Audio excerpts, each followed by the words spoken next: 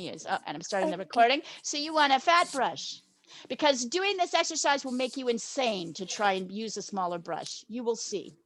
And you're going to need the colors we're going to use today. Like last week, we're going to use ultramarine blue.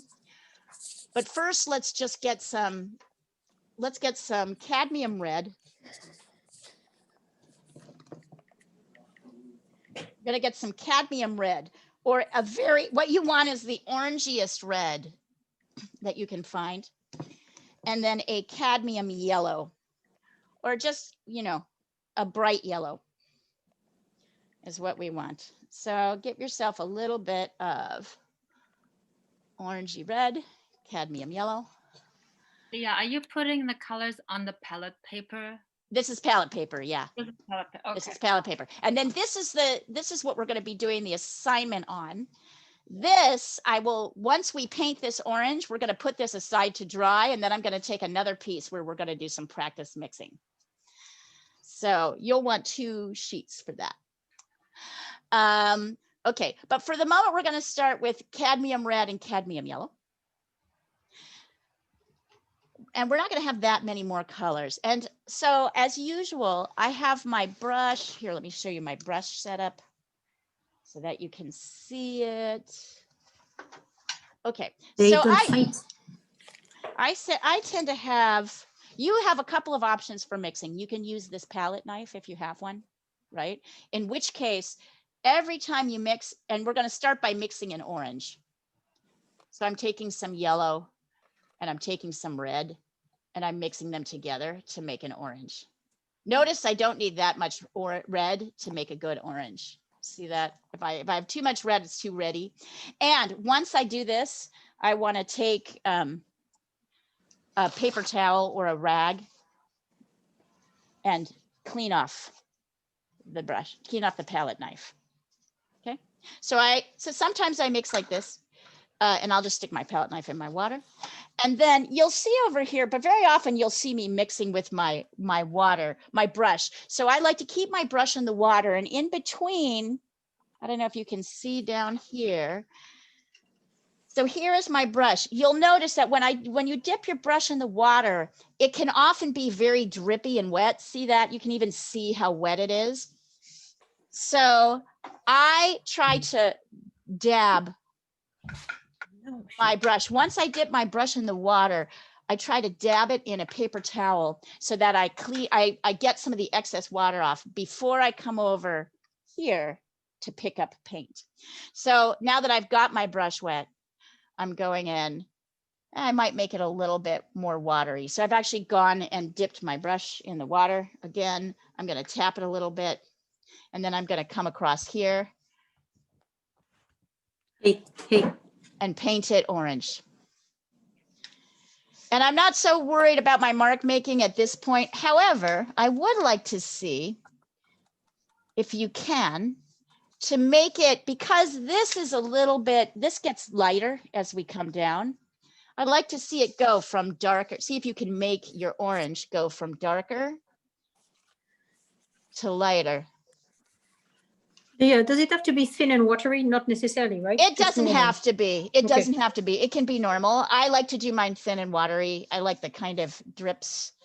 See how I really love this kind of thing to be on my base, because it creates a really nice textures. But no, it does not have to be. It can be solid. It can be more solid. I would like to see, though, I'd like to see it darker up here and lighter as we come down. And you can see this is the kind of shape of the clouds. I'll send you guys, I think everybody should have a picture of our thing today.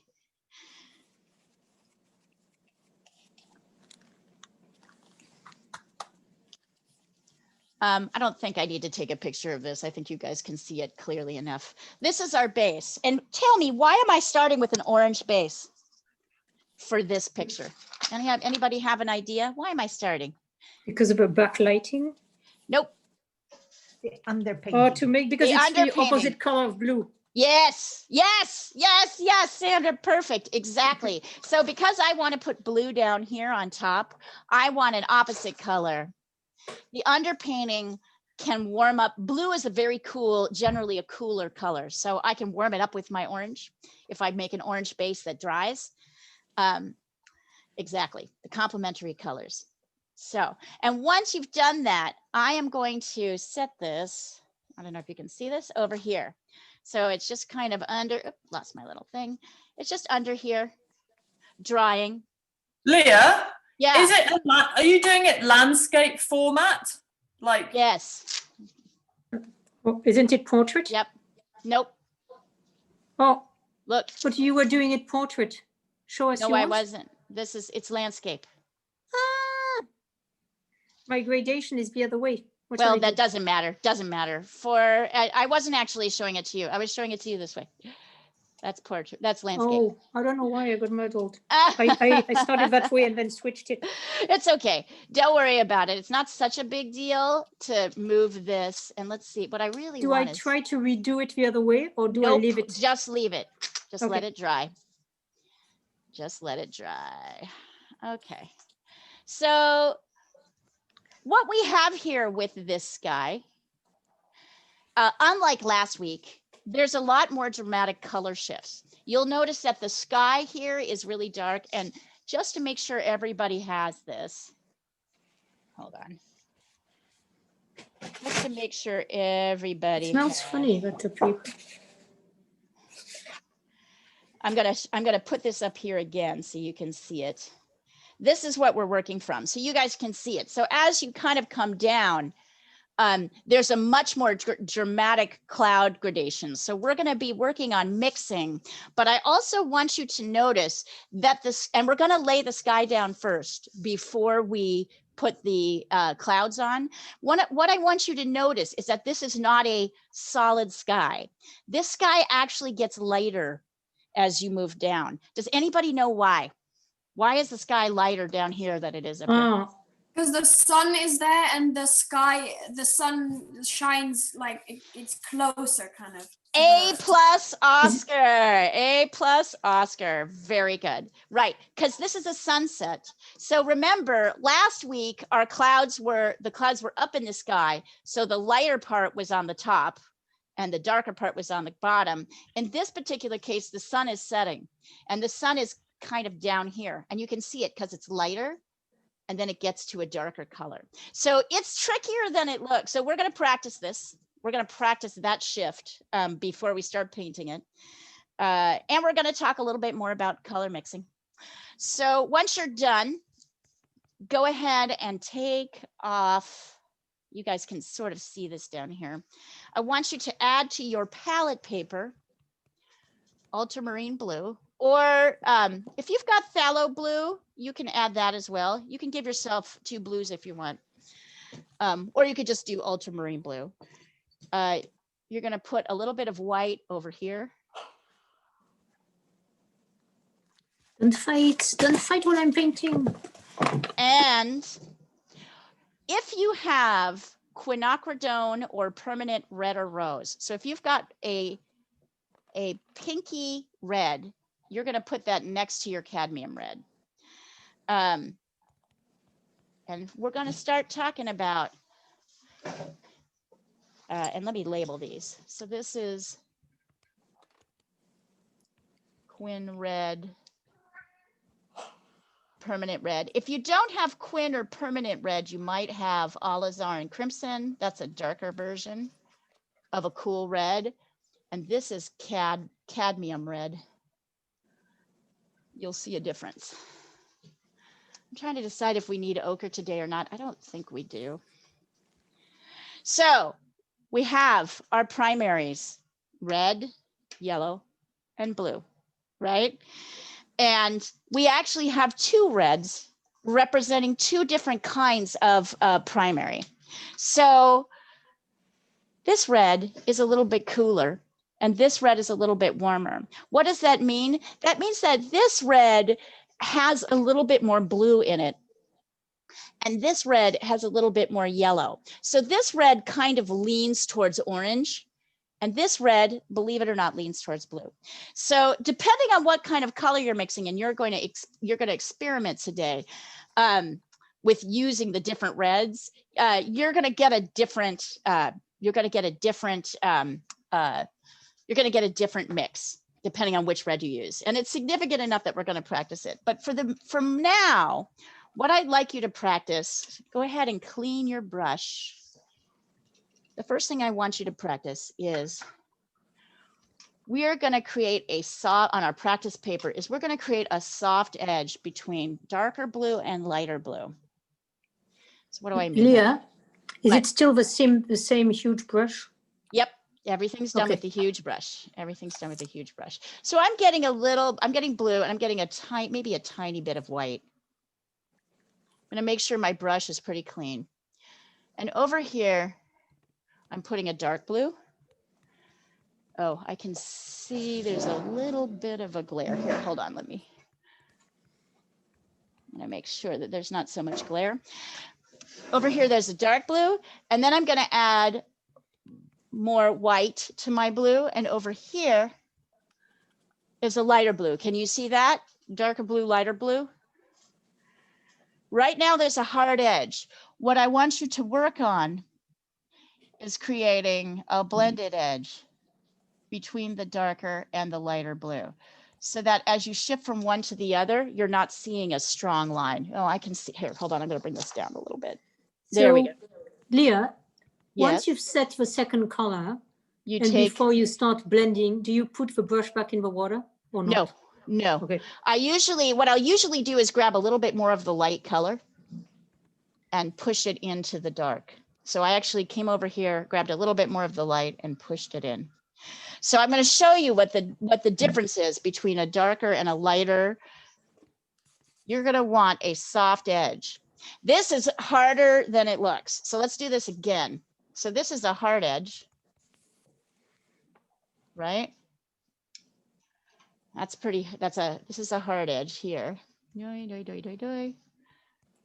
that's a hard edge. You can see a line between these two.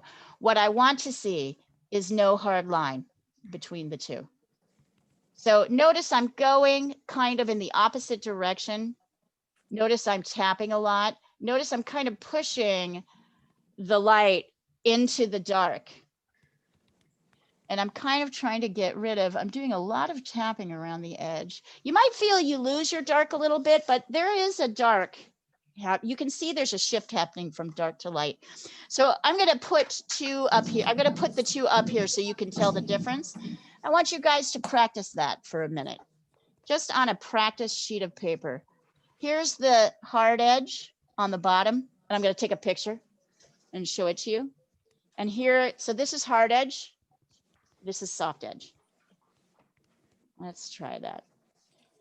And if you want to add phthalo blue, you'll see the difference. To your mix, you can. If you want to add other blues to your mix, because ultramarine blue isn't exactly this color, if you'll notice, we can see up here. The ultramarine blue isn't exactly this color. It's a little bit greener. So if you want to add a different kind of, you can add phthalo blue, you can add a little bit of turquoise or teal if you've got it. You're welcome to sort of play with this sky color. But just for simplicity, start with the one blue, and I want you to show me a soft edge between dark and light blue. Show me your soft edge. Olga, I still see not bad, Olga, but I still see a little bit of a line here. I see a line here. So you want to make sure there's no lines. Let's see, Sandra. Not bad, Sandra. Nice. Yep, soft, hard. Good. I like it, Sandra. Good. Okay, good. Yeah, nice work. Keep practice this a little bit. Yes. Practice this a couple times, because we're essentially going to be laying a dark color that eventually gets lighter as we come down. Let's see. Anik, unfortunately, I'm not seeing a difference in value. So somehow you're losing your dark in your a little bit blending. So practice that. So practice that. Maybe that is the basically too close because I have this Yeah. named ultramarine, but then it's like phthalo blue. So Maybe I should use Prussian one. yeah, use Prussian. Use Prussian. Prussian is a nice variation. It's a dark. That's what I have actually. That's a dark variation of. There's phthalo in Prussian. I'm pretty sure. Give me just a second.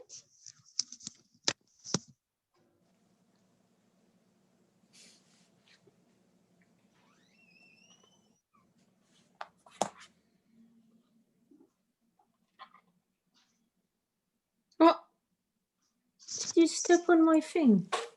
What's that? I think, oh, the cat stepped on my orange painting and now walking on the cushions. That's okay. Oh no. Master Lion. Yeah, the Really problem with cats is they get really excited by painting. They Oh, get, show me like, your back feet. Show me your feet. What have you done, Master Lion? super excited by painting in a way that can be challenging. You show me your feet. So what we like a want to chocolate. see in our transition is not only a shift from lighter to darker. We want to have we want none of these lines that are here. That's the challenge. It's not as easy as you'd think. No. Yeah, it's a practice. This is, remember, we're talking about the two brush strokes used in painting are basically soft, or two edges in painting are hard and soft. And so soft, soft is like the pearl. For those of you who knit, soft is like the pearl, hard is like the knit, knit and pearl, knit and pearl. Everything else is a variation off that. No, nice, Needy, very nice. I like that. And I like so if you can see the colors that Needy's added into there, that's perfect. Beautiful. Beautiful. Love it. Natalia, nice. Yeah, nice. Yeah, you guys are getting good at this, getting better at this. It's a little bit, we practiced it a little bit last week, right? So it's a little bit easier. And I can see my painting is still wet. So we'll also do some mixing of our shadows. 1 second.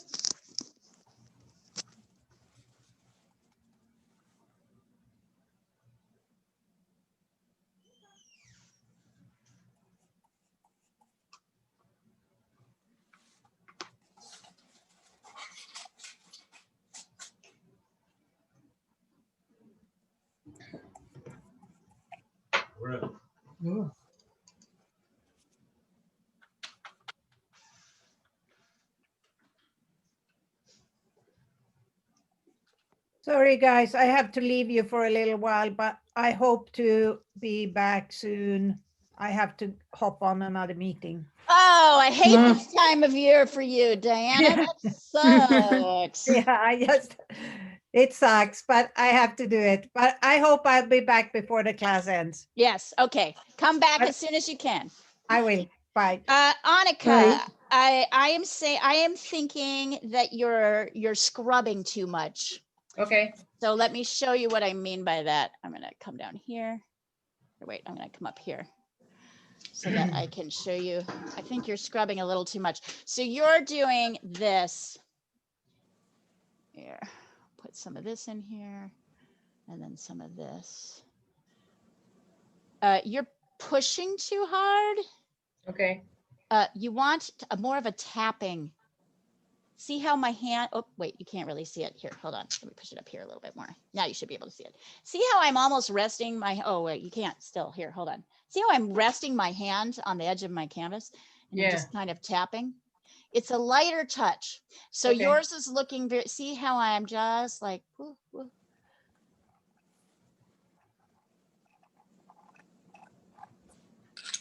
Okay. Yeah, like that. More than, and that's what gets rid of the lines. It's not push, you know, like that, Yeah. you kind of lose everything. Okay. So let's see. Good job, you guys. I'm really appreciating this. Better, Anik, use more water. use more white in your light, Anik, so we can really see it. Okay. It's better. I can still, can you see how I can still see this line up here? I mean, it's Yeah. there we go. Let's see. Nice, Sandra. Sandra, you could still use, take a little bit more light, load it on your brush, and Okay. I can still see that line. So I want to get rid of that line. I know it's like really, this is a very, just so that you know, this is not easy, you guys, and that's why we're practicing it. It's huge. This is huge. Like getting this is like practice we're going to do over and over and over again to really get right. And then there's different kinds of soft edges, right? We'll practice with trees next week. Oh, good. Like trees. And we're going to, yeah, what we're going to do, I think, did I tell you this? I think what I'd like to do is, like I said, practice different aspects of a landscape. So we'll do trees. We may do grasses one day. May have you do a wave one day. And then after a while, I will find a scene that includes several of those things and we'll try to do the whole thing. But I don't want to do it all at once. I really want to push knowledge of the different edges. So. Grasses are great. Yeah, and learn not grasses. and challenging. So Yeah. yes. Yeah. Hi. I have in red. I have carmine permanent red, Indian red, and there is something called plain geranium red or lake something color. I think that, those are yeah. all. Can you take pictures of them and put them next to each other and send them to me so I can see them? Okay. Yeah. Okay. Fair enough. I'll do that. Right. Okay. Or if you think you can guess which one has the most blue in it, try it, but let me see them to see. Okay. Let me see them to see. As always, I know not everybody has all the materials exactly as, I want you to have them. So we figure out what we can use and what we need to sort of boost. And as well, you guys, I'm going to remind you that right now these demos are in acrylic, but starting in February, my demos are going to move to oil. You do not have to move to oil. You can stay with acrylic. If acrylic is making you happy, you stay with acrylic. But those of you who want to move to oil are totally welcome to with me. You'll notice it's oil becomes a slightly different challenge. So the people who are dealing with acrylic are going to have a slightly different issues than the people dealing with oil because oil dries slowly and acrylic dries fast.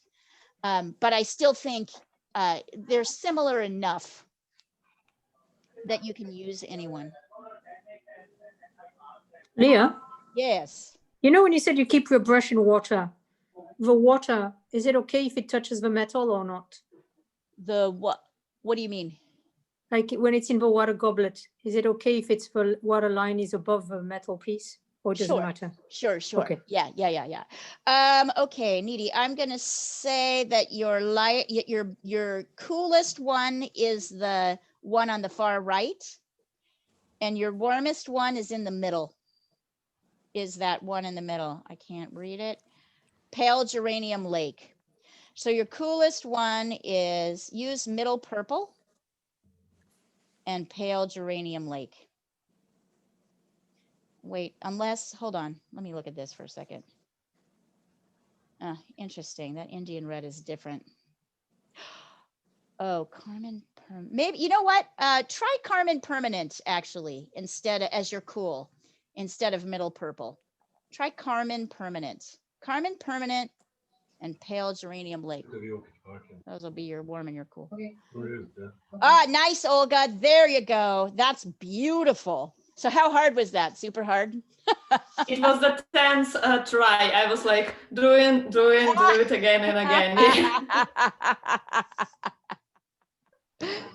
Okay, I'm debating over whether I want us to lay down the sky first. Getting a little better, Annika. This is, I still feel like up here, I can still see lines, so more tapping. Okay. Load your brush with more paint.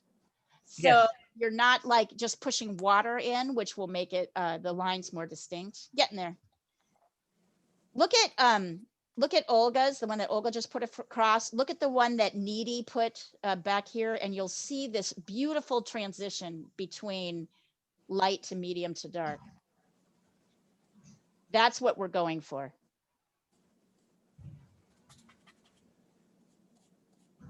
Leah, should you push the lighter into the darker, or does it matter or not? Usually it's lighter to darker, but it'll depend, right? Depending on what you want your edges to do.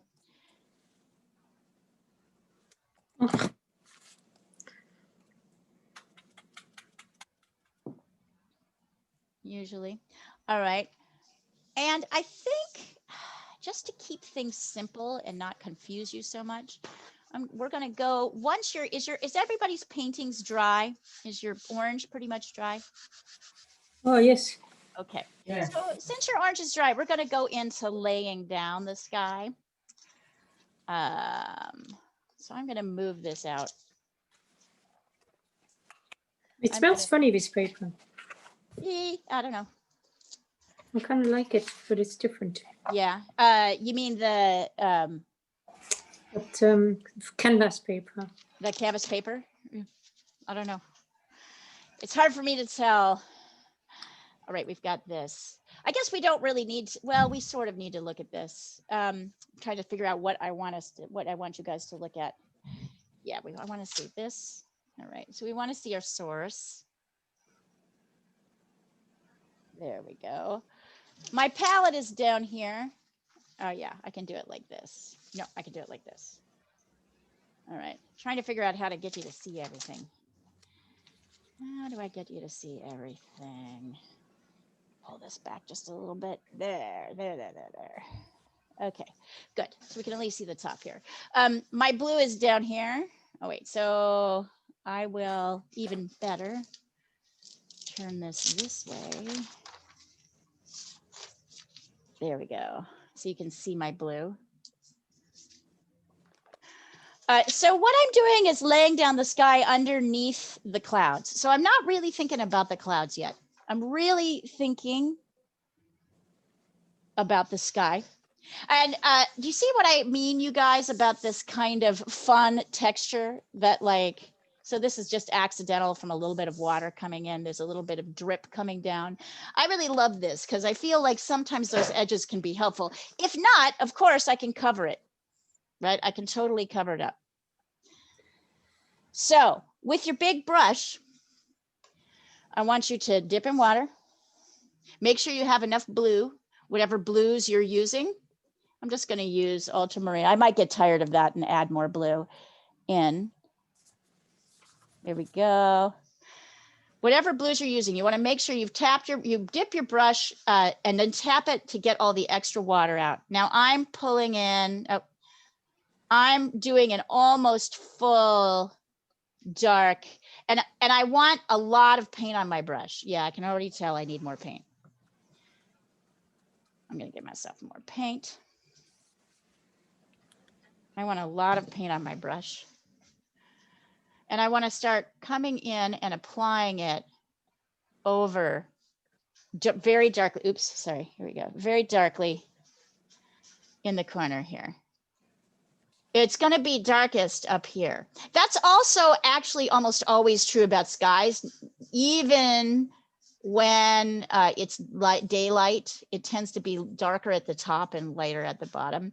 So I'm laying in a kind of dark color to about, and it looks like it's kind of coming in. I'm going to look at the picture so I can really see. I don't think these copies are as good. Hold on, I'm pulling up the picture on my phone and I'll put it up so you can see it too.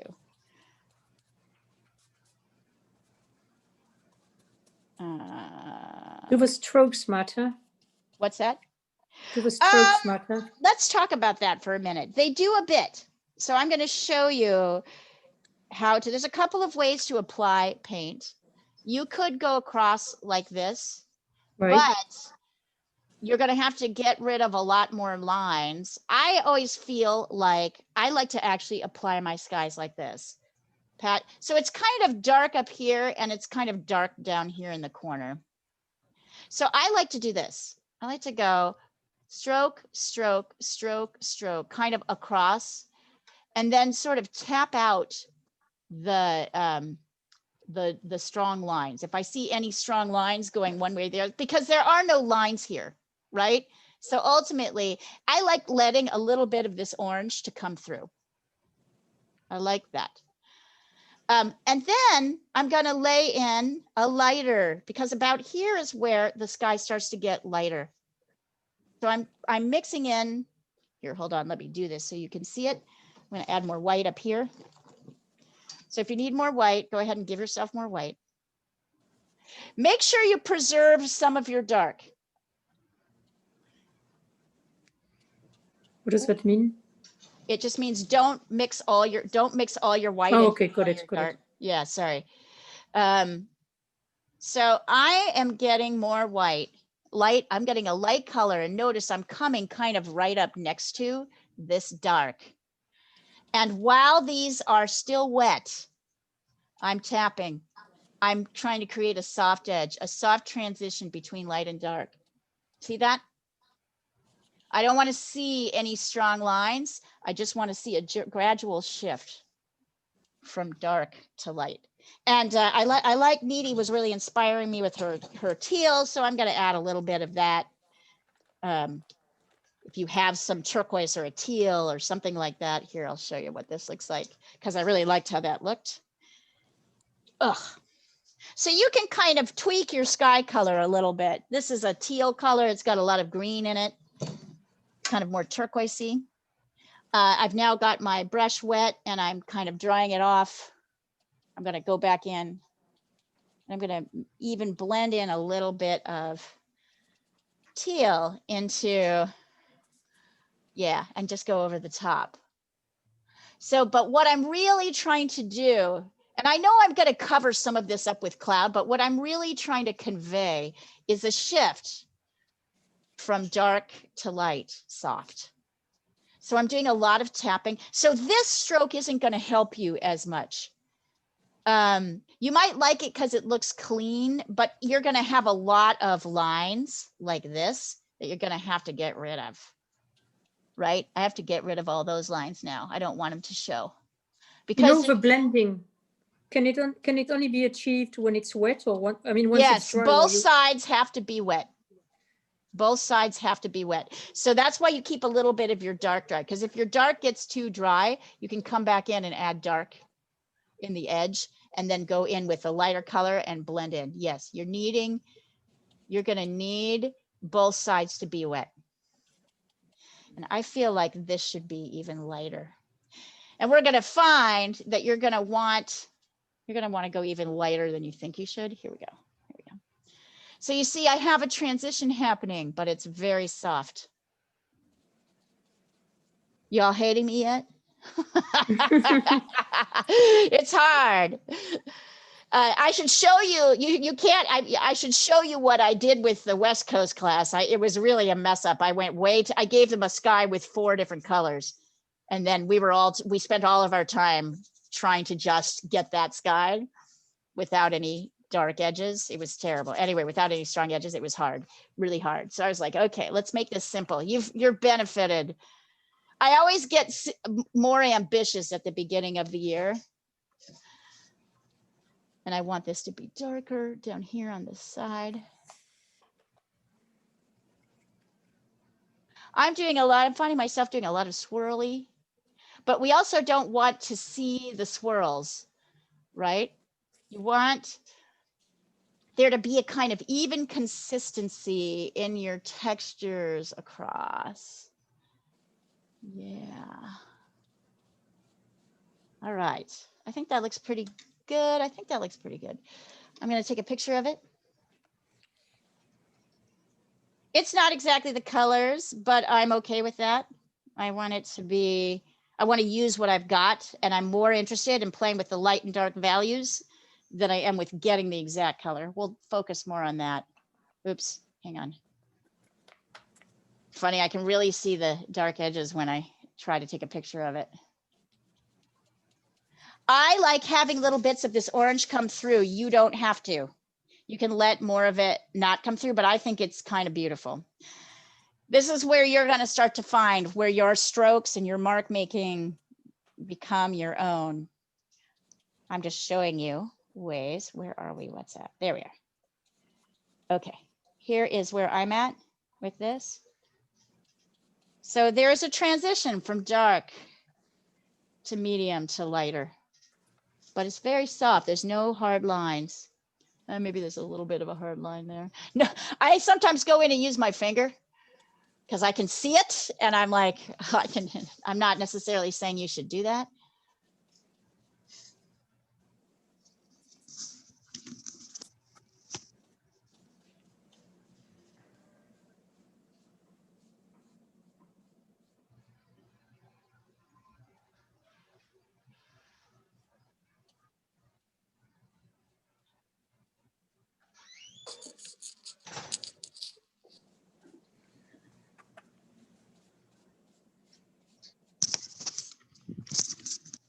If you want this to be greener, mine is a little bit like cooler. I've got more white in it, which cools it off. If you want it to be greener, use more turquoise and less, or more color and less white. If you want kind of a darker, you want this to be kind of vibrant dark. Notice how this blues play with the orange underneath. Notice how the orange kind of helps create a very dynamic.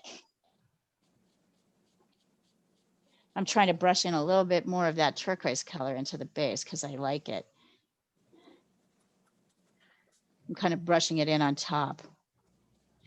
I mean, there is an effect which we'll practice when we do a snowy mountain of letting the base dry and dragging your brush over the top to create like a feeling of snow, which is a little bit different than this soft transition that we're doing.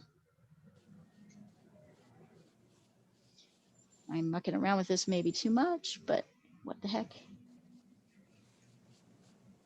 And then we'll let this dry while we go on to mixing our colors for our clouds. So this is the nice thing. I know it's tough, right? It's Transitions tough. don't look right, but they don't look right where there's going to be the clouds, so maybe it doesn't matter. Well, that's the dark, where the darker area meets the lighter area. So yes. Try tap. See how I'm tapping? See how I'm holding my brush and tapping? Right. Try tapping to get rid of that line. When you push too hard, you create a line. So the idea of getting rid of the lines is more of a tapping. You push too hard, you make a line. Then you have to, you push and then you make the line in another place. Some of you are probably pushing up your line, right? Like, this is such a delicate touch, but it's fun. I've sent you a picture. If this is like, let me take a look. Or let me take a look. Not dark enough. I think it's very dark. I think that's good. I still see the line. I think you're getting too much water on your brush, Natalia. I think you need to make your brush, come over here and watch me. I think you should tap your brush out and squeeze it out so you have less water coming out of it. And then you can really load your brush with paint. Mm-hmm. Load it like this, right? So you've got a pile of paint on your brush and you can really lay paint on without it looking so watery. Mm-hmm. So we need water in acrylic, but we also don't want it to be too watery. This is not watercolor. That's not the effect we're going for. We want a solider color.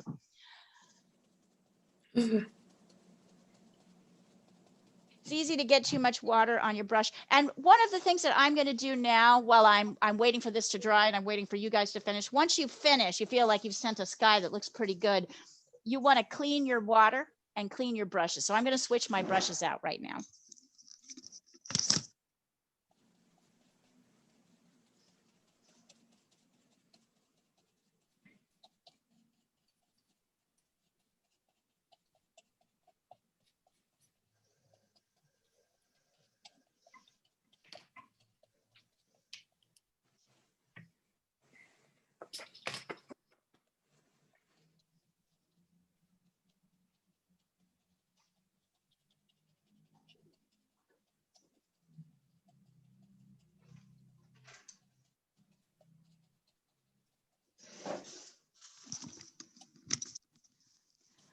want you to be okay with this not going super well too.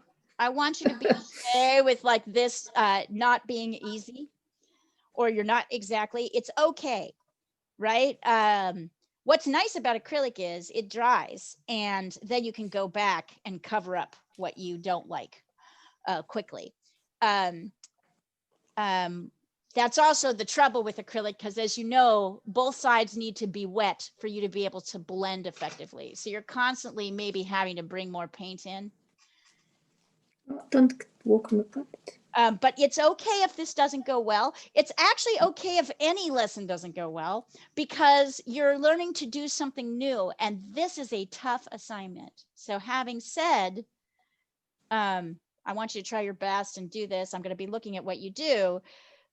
Your first few practices might not work out great. That's okay. I want you to try your best, but don't worry if this doesn't absolutely, don't worry if this doesn't absolutely come out the first time. This is a challenge. This is a different way of, I'm showing you the actual proper professional way to think about painting. It's really working with those edges. And it's hard because you move, if you use the brush in the wrong way, it's easy to kind of create a line. I have a little one here. Get rid of it. Can I get rid of it? I think the more I try, the more I'm adding lines. Well, so you probably should clean your brush and try, I would clean your brush, get some water, get the excess water out of the brush, and then try loading more pure, give yourself a big pile of paint. Okay. So this is not like pastel, right? We're learning to use a new tool too. The brush, we're learning to push things around with the brush.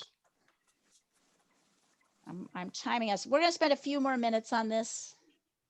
Let's see, like 10, and then we're going to start practicing the clouds. Then we're going to let it dry so we can work with the clouds, cloud mixing.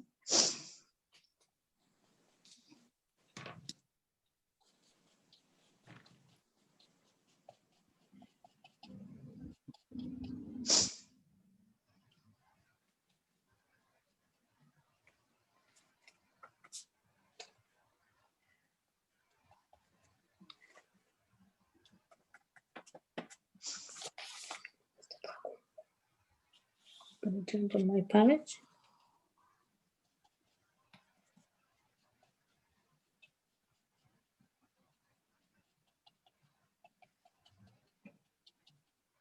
Let's see. Getting there, Anik. I like what's happening on the left. The right, this right area, there's still too much of a line. Okay. I'll try. So wet this again with, and I don't mean wet with water, I mean wet with wet paint. And wet with it, and then push that dry in. You're getting there. It's hard. Thank you. But look at how nicely the blue sits on top. You see how your blue is really vibrating?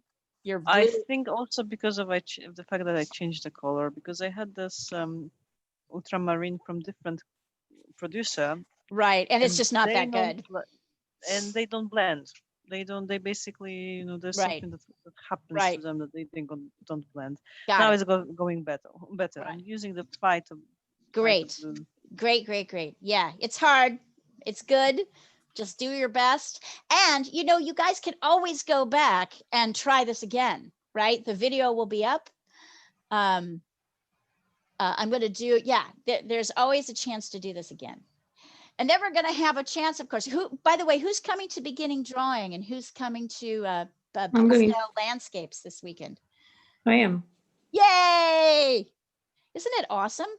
What are you doing on beginning drawing tomorrow, Leah? We're going to practice spheres, and then we're going to try a still. We're going to try a still life, because that's like the sphere, right? That's sphere-like.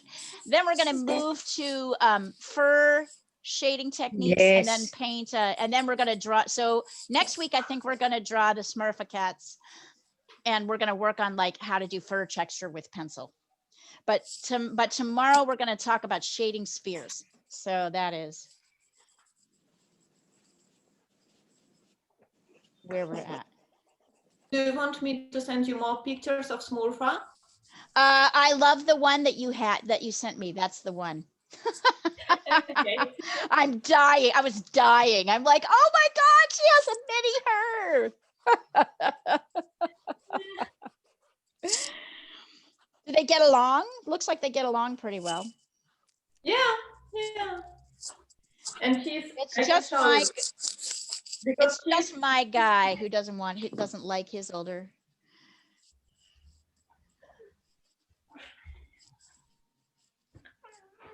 Oh, hey, Smurfa cat. We have a dragon in the palette.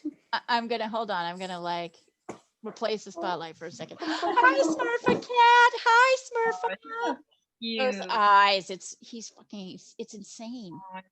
Oh, Smurfa cat. His eyes are so big. You're so cute. I know he has great green eyes. So cute, Smurfa cat. Smurfa cat. All right. And everybody has the new schedule. So you have the schedule up so you know what is happening when and where. You've got that little one pager I sent you. Let's see. Oh, Sandra, that's looking good. Good, Sandra. Good. Great. Lovely.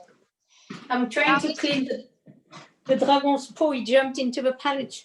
Yes. All right. So you clean your cat up and then switch your water out. We're going to spend. The other one. He's walking on my sky. Oh. The rabbit, you're sitting on my sky. Go away. Disaster. It is true that cats get really excited about paint in a way that they don't get excited about anything else. Little paws. Show me. Okay. Hermes, I remember Hermes the first day I had him. He jumped on my oil palette of paint. It was purple and white. He skidded across it. I was like, I thought I killed him. You know, and of course he eventually, I tried to get off as much as I could, but of course it's oil painted, really didn't come off so well. And I do notice he never did that again. I'm surprised actually that Hermes, I mean, I would think it's a complete nightmare to have a kitten in a studio. You know, he works out okay. I mean, right now he's not in the studio. Right now he's in the apartment sleeping with my boyfriend. But Muka's here. But, you know, he has, the studio is big. It's got 2 levels. He can run up and down in it. There's lots of things, boxes and things he can play in. And I try to, you know, kind of, I don't let paintings dry flat in front of him. He will jump on those. So there's some things I have to do, but he's been pretty good actually. And anyways, half the time he's in the apartment. So part of the reason I'm wary about oil is the solvents in the cats. Like, yeah, you can stick with acrylic if you want to. I think I might, you know, because I did a while back, a long time ago, and it was fun. But I've decided with these Bengals, so I don't want to use solvents. So Emma, this looks awfully gray to me. I don't have an issue with it. I like the transitions. Do you want it to be a little bit bluer, or what colors are you using? Sorry, wait a minute, Leah. My mum isn't there. She'll be back in a minute. Is that yours, Oscar, or is this? No, that's hers. I'm gonna do the class tomorrow. Okay, got it. All right. Well, tell me when she's back, and I'll tell her to come when she's back. I mean, if you look at the difference between Sandra's and Emma's, it's quite intense, quite different. I'm not going to argue with it, but if you're wanting kind of more vibrant color, which is what this piece is about. Okay. All right. Take 1 minute to finish up your skies wherever they're at.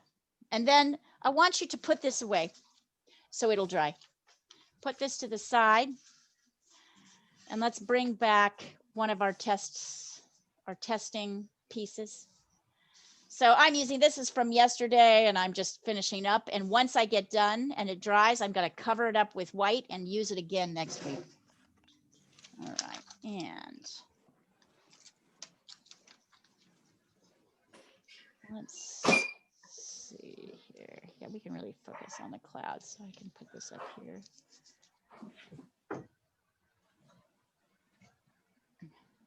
In fact, this.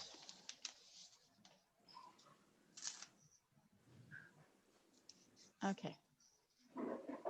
And for those of you who are finishing up your sky, once you've put your sky to the side, I want you to take a minute to switch your water out. So get clean water and run your brushes under the sink, under the tap, so that they clean. So you want to start out again with clean.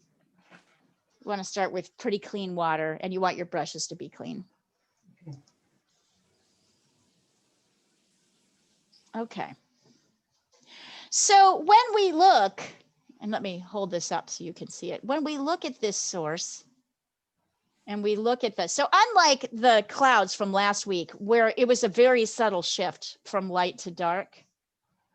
Let's see. Annika, I'm still seeing a very strong line between your light and your dark. Yeah. You need to get rid of that. So you need to, this is something you're going to need to practice. Yeah. Okay. Yeah. So keep working to try and get rid of this while we're talking about the next step. Just be thinking about it. It's and also this is probably too light. You went too strongly from too dark to too light, so that's part of the problem. But it's also, it's just, we shouldn't see that edge. All right. So so when we look at the source, when we look at let me pull it up here. When we look at these clouds, unlike last week, these clouds have a very dramatic shift in color. What do you see as the color of the dark side of the cloud? It's gray. Gray? On the top left. The top. It's a reddish gray. It's like a purple. It's kind of a purple. Yeah, excellent. It's a purple. It's a kind of a grayish purple. It's a warm gray. Actually. Yeah. It's a grayish purple. So we know, and let me remind you again. You know what? I'm going to get a new palette paper so I can make a pretty little chart for you. Here, hold on. I'm going to get a new palette paper. So, I don't want to lose this. Come here, palette paper. You guys can stick with your same paper. I just want to show you very clearly. Here's my, here we go. Put aside your skies. Let them dry. I'll take more looks at them later. Now we're in color mixing. Okay, I'm going to put this here. So we have, I'm going to scoop my old, we've got cadmium yellow. We've got yellow. We've got cadmium red, which is kind of a warm red. We've got a cool red with a little bit more blue, something pinkish, a little bit more pinkish, right? And then we've got out of ultramarine. Let me get more ultramarine. Where are you? Where are you? There we are. And we've got ultramarine blue. So these three,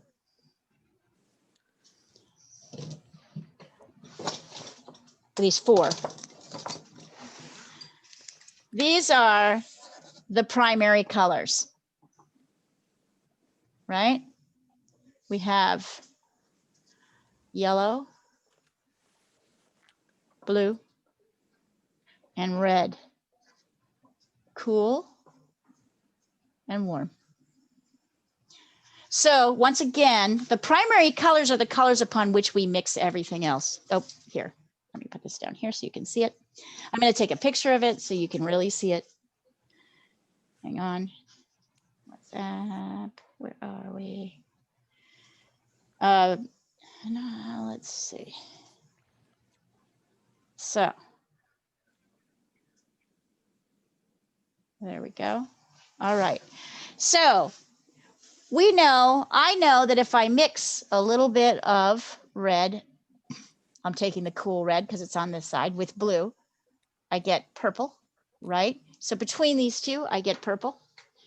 I'm cleaning off my brush in between so I can do this again. If I mix blue with yellow, I get green. And if I mix red with yellow, I get orange. So these colors are important because they are the complementary color pairings. Orange, purple, green. So primaries are blue, yellow, red.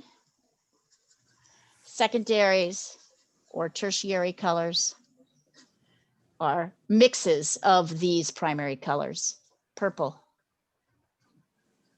orange, green. I have them in a circle because you can see that the opposite color on the color wheel, that's blue and orange, red and green, purple and yellow, are complementary color pairs. So we know that when, like we did with this first exercise, that if we put complementary colors next to each other, blue and orange, they'll, for example, they'll pop each other for it. So blue and orange, red and green,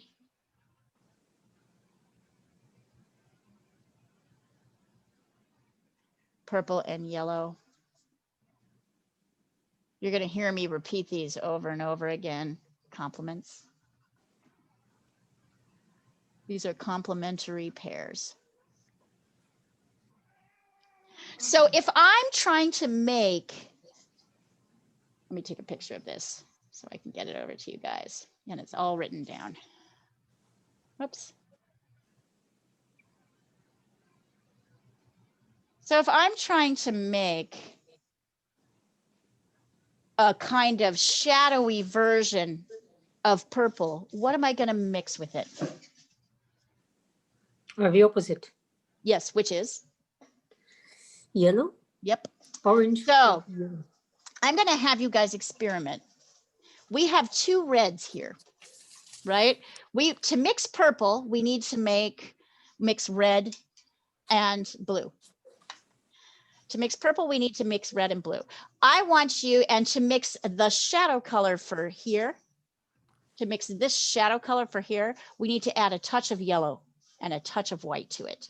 So I want you to experiment and show me on your test paper. Here, I'm mixing blue and a little bit of the cool red to make a purple. And then I'm adding a little bit of yellow. And if my mix looks too red, too yellow, or too blue, I just add more of the other two colors. Okay. And then it's important to add a touch of, here, hold on, a touch of white. I have a little bit of white here. So you can, let's see, I'll do this with the white. So I can see how this looks slightly grayed. It's going to be darker. Okay. So is this the purple that I want, right? Is this the purple with, this is this is with the cool red and the blue and the yellow and the white? Or do I want to try, I want you to also mix a blue with the warm red and a little bit of yellow and white. And I want you to show me the difference. It's coming out horrible. Stop, Sandra, pull it together. I'm going to start again. Pull it together. And also, if your mix is leaning too far towards red, if it's not really looking purple, if your mix is leaning too far towards red, blue, or yellow, you need to add the other two colors in. So once again, I'm going to show you again. I'm going to mix blue with a little bit of the cool red.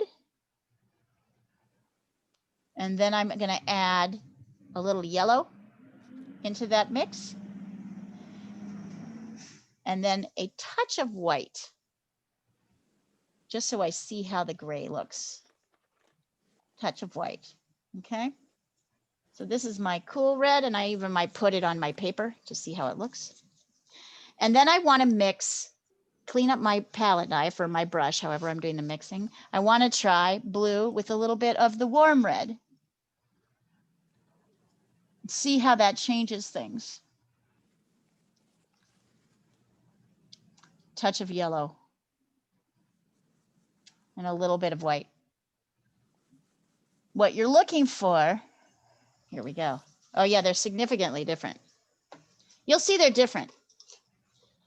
I'll lay them down next to each other so you can see. This is the warm red mix. And this is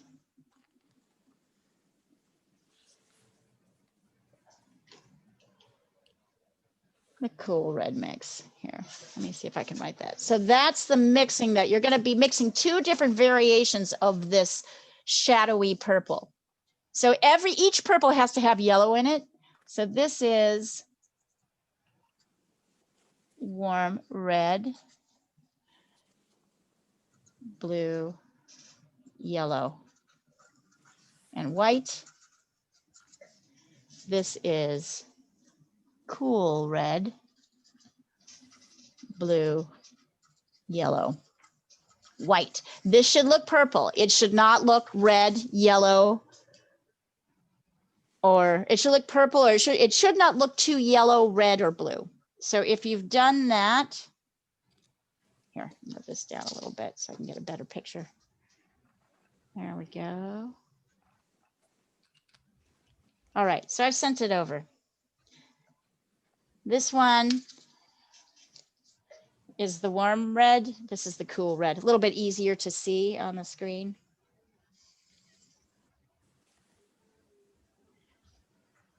Let's see. Yep, that looks about, yes, I'd agree. So was that cool reds? Is that the cool red, Sandra? Oh, I haven't sent it yet. Oh, I did send it. So no, it's the, well, it's the warmer red. It's called Naphthol red. So actually Naphthol red is not a warm red.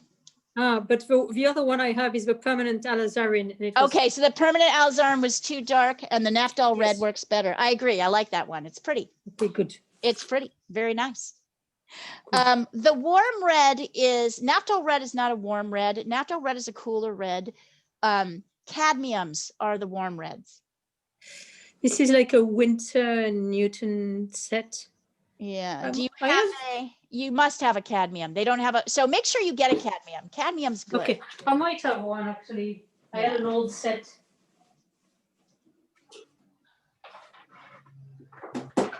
Wait. Oh, that's also enough for me. By the way, you guys are doing great. I'm impressed with this. Super impressed with your mixing. And then it really looks like we've got a sky that goes sort of from orangey. We've got these clouds go there's a sort of blend. So you know how have you noticed how like when you shift something from dark to light, there's always this transition color. It's kind of in the middle. There's a kind of reddy color here that will blend naturally in with your shadow. So, by the way, my question is, why didn't we leave a lot more orange up there? Because these clouds are orange underneath. It's because there's blue, because there's blue behind the clouds. There's blue sky behind the clouds. That's a good point. So yeah. And also it's just easier than trying to, later I'll help you nuance your underpaintings a little bit more, but now I really wanted to see that transition happening, and it's too complicated when you're trying to deal with clouds and sky at the same time. Like, so I really wanted that to be, and Sandra, since you're like done with this, once again, I'm going to ask you to clean your brush and your water out, because now we're going to mix the orange. So anybody who's done, who thinks they've got this, I'm going to do the same.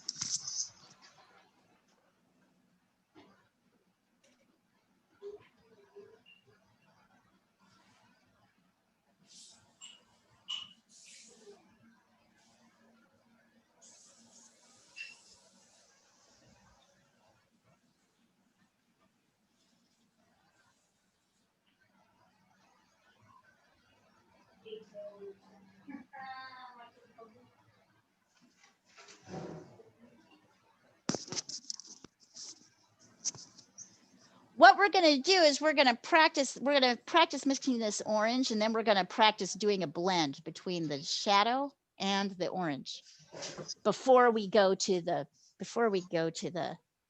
painting.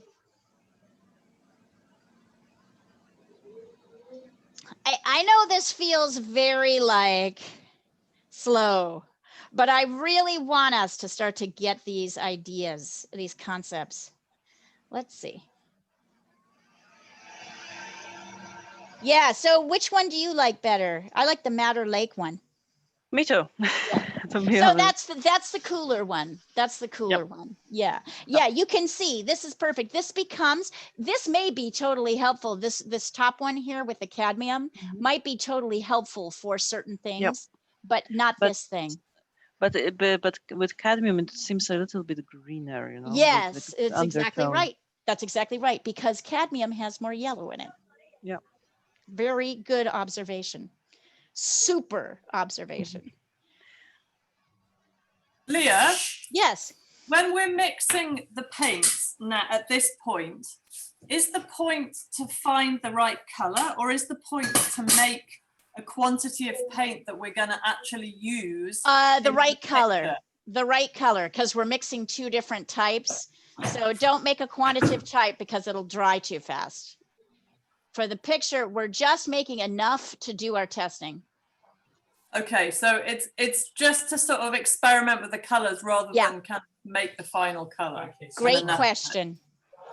Great. Mine is like the amount that, I mean, I've got these tiny tubes of paint, so I'm kind of not splurging it out onto the page. Exactly. That's great. Yes, that's a great idea. So now you're just practicing with the mixes. You want to see what these two reds do to the blue, right? You want to see what the different purples are, and then how that yellow interacts with both of them. Okay. Okay, Needy, that's way too red. What colors are you using? It's ultramarine blue. Then there is cadmium yellow. And one second, the red Which is the red? The red is carmine permanent. Okay. So you need to mix more blue and perhaps a touch more yellow. You want this to be darker because this is really dark. We're going for this color. And B, it's too red right now. It's too red. So it's very easy for your mix to go to one way or the other. So if this doesn't look like a purple to me, it looks like a mauvey red. So what you want is more of a purpley gray, which means that you need to add more blue, more of the colors that you don't see in there until you get the right balance. Harder than it seems, I know. All of these, you guys, these are such fundamental, elemental lessons. Getting your mixes right and not messing around until you get them correct. So notice what happens. It's very easy to get too much of one color in, and you need to train yourself to observe that quickly and correct.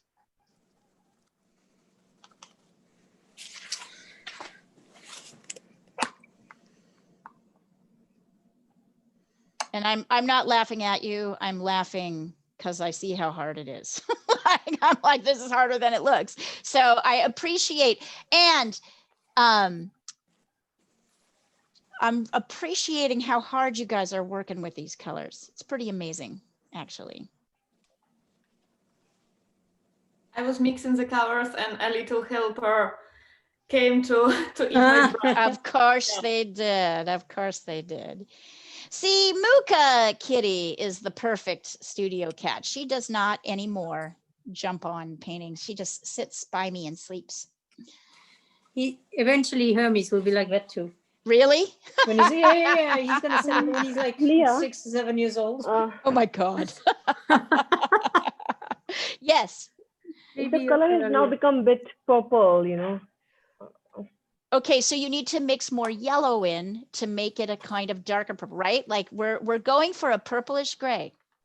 We're going for a purplish gray. This is a purplish gray. It's not pink like you have it. It's not red like you've got it.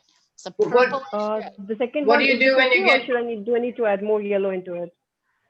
You need to add more. If it's too purple, you need to add a little The bit one that I have yellow. set now. You may need to start over with Okay. less red and more blue. What do you do if you get green? It looks green. Well, That's which because of the which, blue and the green. which I because guess You need the more red. warm red, the cadmium yellow, and Mhm. the dark blue. try and putting a white. little bit more red in, but the truth is the warm red is going to create a greener greener shadow, which is what I Oh. wanted you to learn. Okay. Try the cool red and you'll probably see a difference. Okay.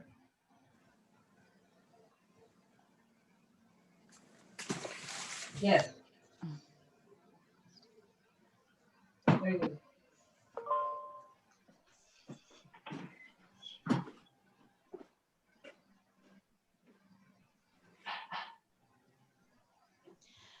Let's show it to me on the paper. Try it out on a test sheet of paper. It looks a little bit on the red side, Emma, so you may want to add a little bit more blue. I see you've been adding more blue. And is there yellow in there too? Natalia, not too bad. Not too bad. You like that color? Is that with the cool red or the warm red? The first one would be actually my cooler red. Okay, nice. Ah, there you go, Needy. That's better. Much better. That's what it's supposed to look like. Nice. Yeah. Nice job. So just be aware that like as you start to mix, it's very easy to grab too much of one color, right? And so you've got to like kind of practice pulling in and adjusting your colors. I know it's tedious. Did anybody ever tell you art was fun? Art is fun, but it's tedious. It's exacting. It's precise. It requires you to pay attention to what you're doing, not just slapping stuff down because it's fun. I mean, there is that part of the art, but if you want to get more control, you've really got to work on these skills. Okay, so if you have made your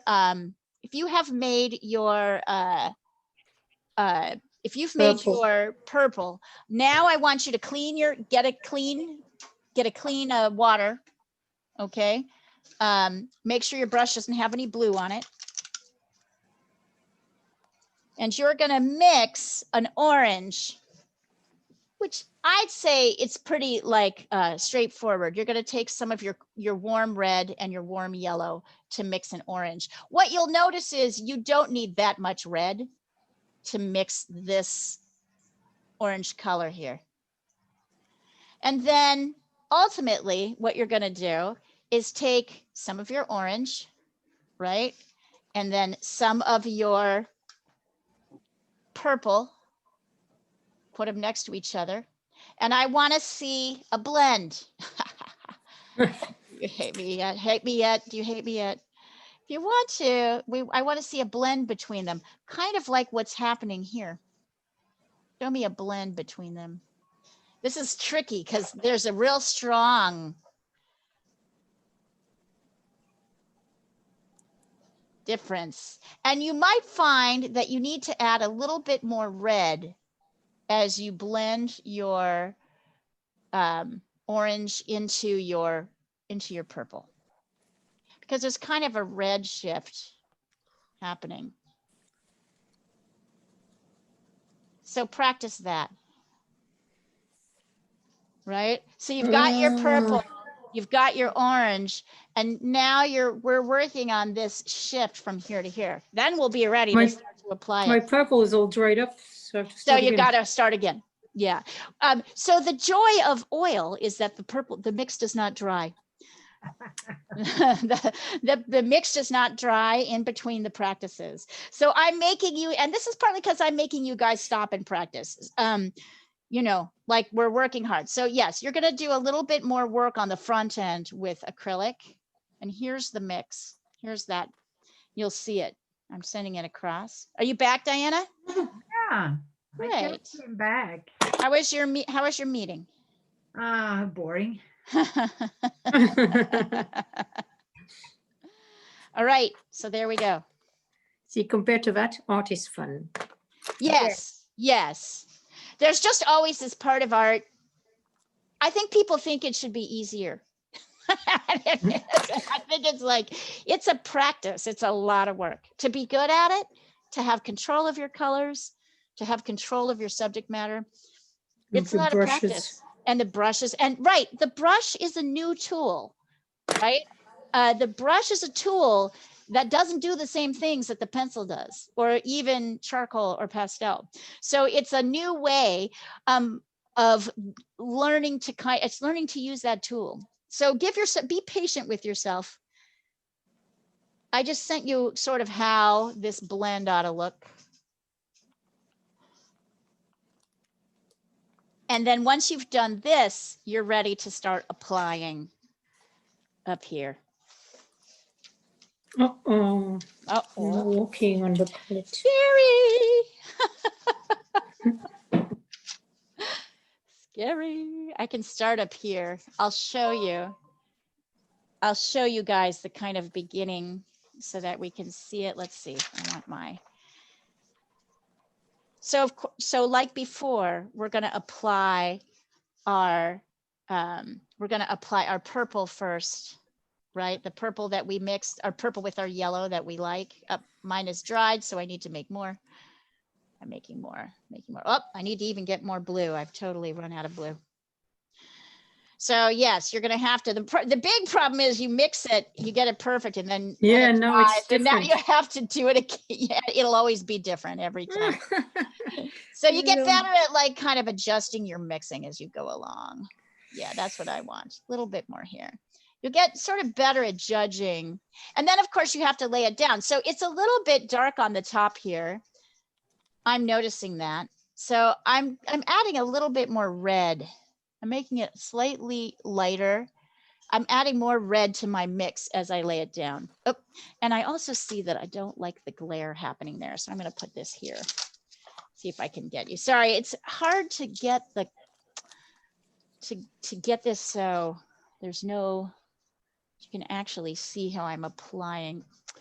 Yeah, dang it, I'm moving over. I'm moving the whole thing over. Hang on. It's sort of a big challenge to when you're dealing with a camera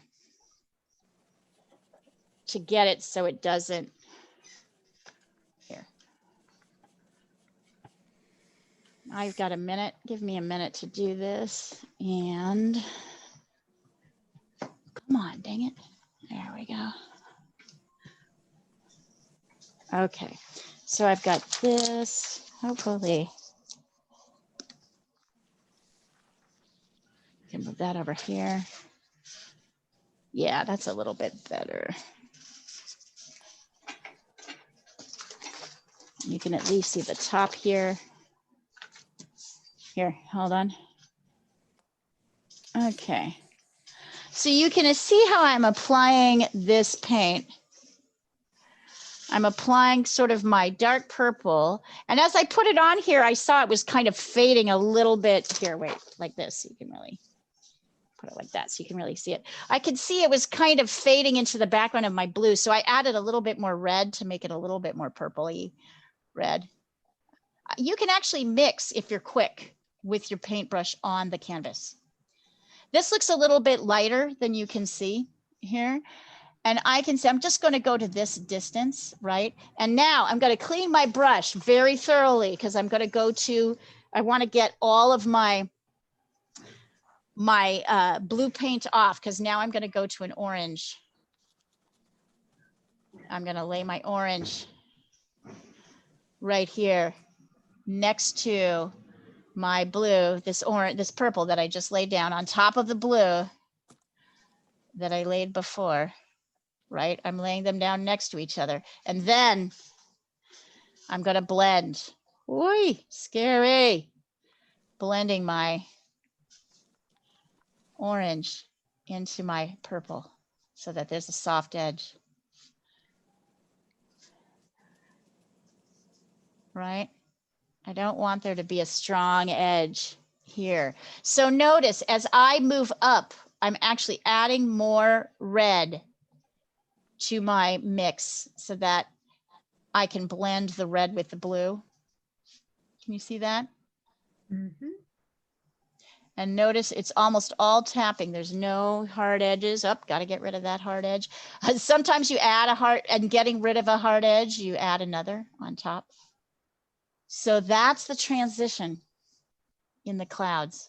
Now, you may not have this orange exactly the way you like it, so you can go over with more yellow, or you can wait till it dries and lighten a little bit in the lighter part, but you still don't want any strong edges. You want to transition. And if you look really closely, you'll see there's kind of a red that it's like dark to kind of red to this light color. So that's how we start to lay the clouds down. So notice, and you can do as many of these clouds as you like. You don't have to do all of them. You don't have to do all of them. You'll see there's a little dark edge around the top of every cloud. So even if I can see, I'm trying also not to lay too much cloud down, dark and light cloud down at a time, because I don't want it to dry before I can blend it. So I'm doing a little bit of the purple on the top here, not too much. Blending it up.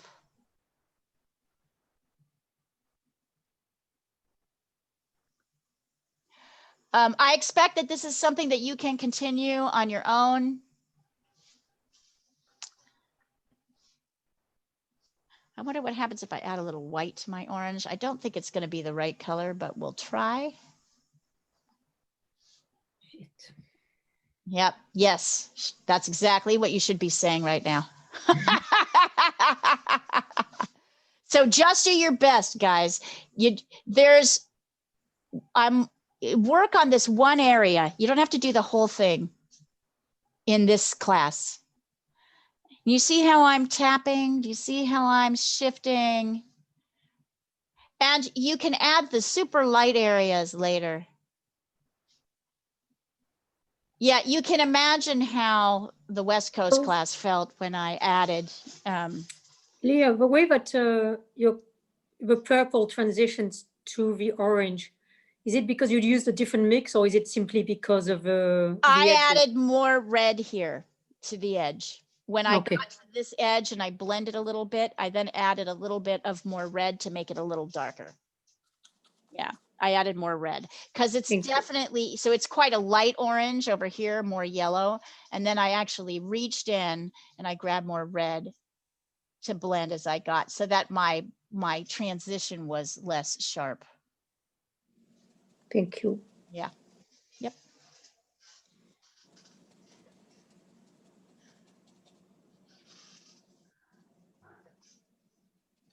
You can try white. White has a little bit, it's not so, white is a little bit duller in color. You can see this is my clouds with the white. They just aren't. So you want to lighten your red with yellow. You don't really want to lighten it with dark. Like I said, you guys, if this does not go entirely well, don't despair. This is the practice. We're practicing a lot of things. We're practicing color mixing. We're practicing blending.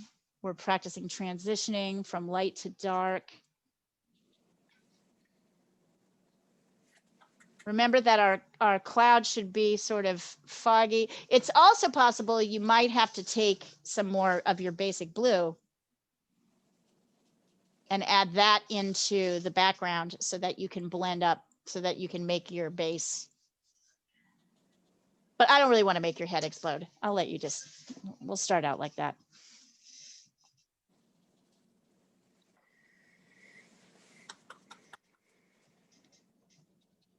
Yeah, I don't know what I was thinking of. I should show you the thing I tried to do. Let's see. Sandra, not bad. You want a little bit more red in this middle part here. A little bit of a red. Oh, okay. Red, so that we don't see. Oh, nice, Claudia. Very nice. I like that. That's working out well. Go ahead and start trying to lay your clouds down. Very nice.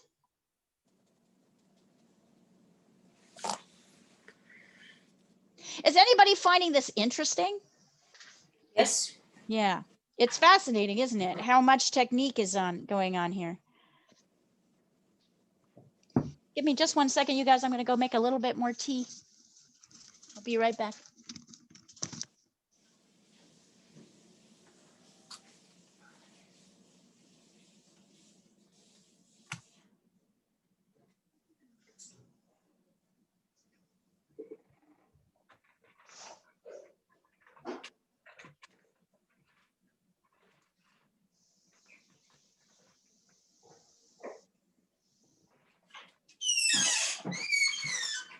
Oh, you're sitting on my chair.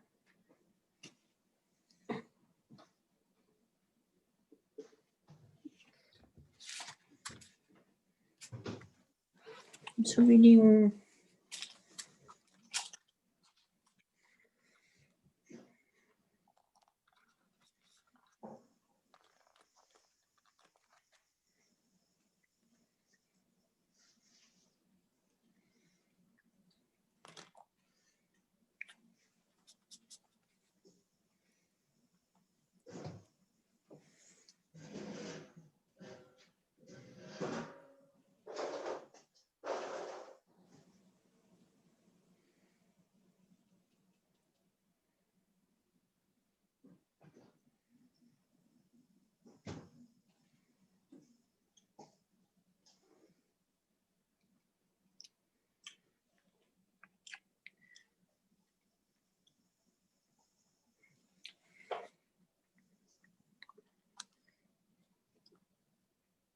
So Leah? She's making tea. Oh.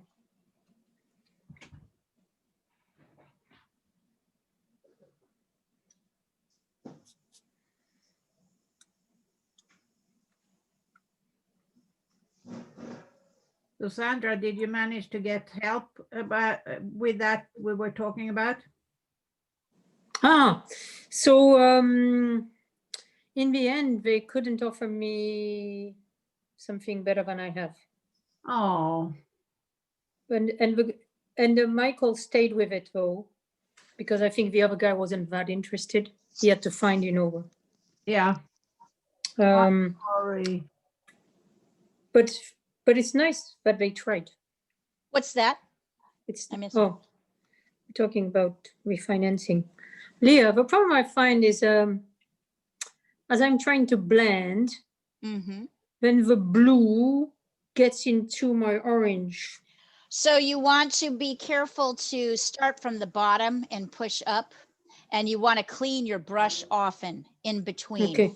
So you're often going back and right. So you need to go back. You need to, as you're, if you're trying to maintain this orange, you can probably do 3 or 4 strokes and then you have to stop, right? Because you've got too much blue. So go clean your brush out, squeeze out the excess water, load your brush with orange and try again. So that's great point. I'm going to clean now. Yeah. Welcome to blending. And blending in, yeah. And if you feel like you have to clean your brush, you have to go back and dump your water out again, do it. If you're feeling like that's affecting the quality of your orange, go ahead and do it. I'm doing a completely different color scale, but I send it anyway.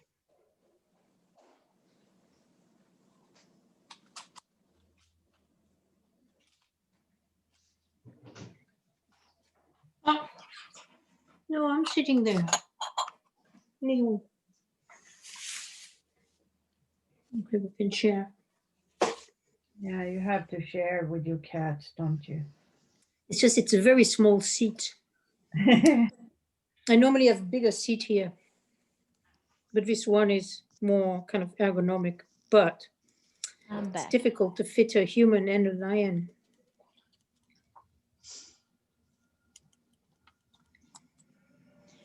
Ooh, Anik, not bad over here. We need a softer transition. Yeah. in here. It's And something so that you I can don't add, get it. you can add more, red into your, as you push it. It's also true that this might be too dry. The dark might be too dry. So you may have to redo the dark and the light so you can get that. Looked exactly like this. When we are starting nice, watercolor, Diana. you said? In April. Oh, you're gonna have to get used to this. Yeah. Listen to me laughing like a mad person. I'm beginning to like. I'm gonna suffer. Yes, you're gonna suffer. I have students who have said, Leah, I get the feeling that like you enjoy suffering a little bit. And I'm like, I don't enjoy it, but I love it because I know you're learning, you're stretching. And that makes me really happy. Like to see people stretch beyond, to see people willing to stretch beyond what they know. You guys, that's the goal. It's not to be good at it. It's to stretch beyond what you know. And y'all are stretching and I like it. You also made my mother happy because she's fan of acrylic, actually. Oh yeah, so she's like, yeah, finally you're doing this. Yes.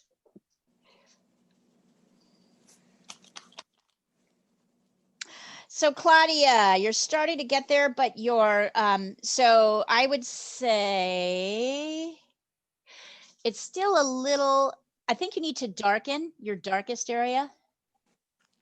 Right? You need to go back with more purple here and do a better blend between the reddish color and the purple. Also, you'll probably, but pretty. I like some of these light areas. You'll also want to maybe at some point add some more of the blue sky in and lighten your orange so you can go and work that edge too. But nice, getting there at the beginning. It's hard. This is not easy. Just so that I like you know.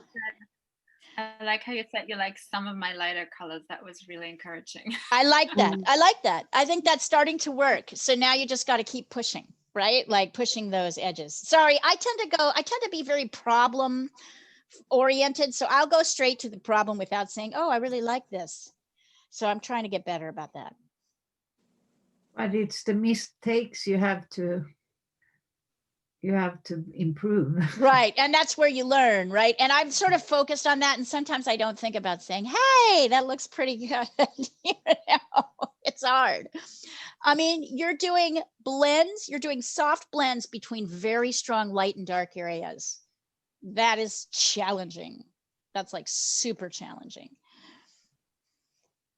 We've got about 20 minutes left.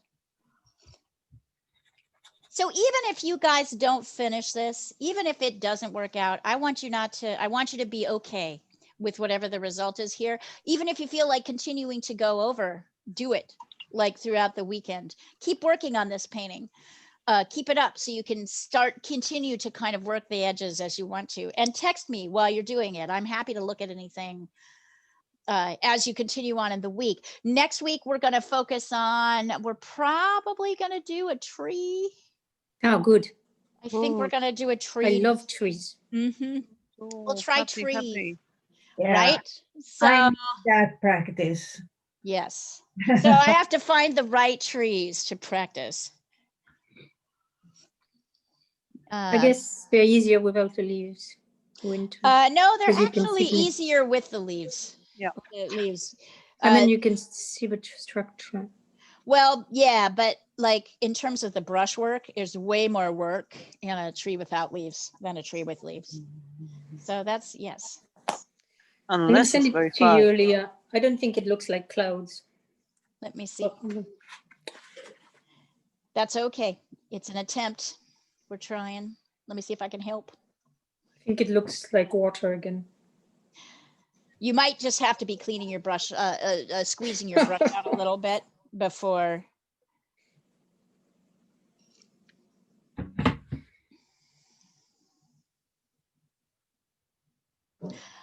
Yeah, I think there are two. I think the edges are too. So number one, I think your brush is too watery.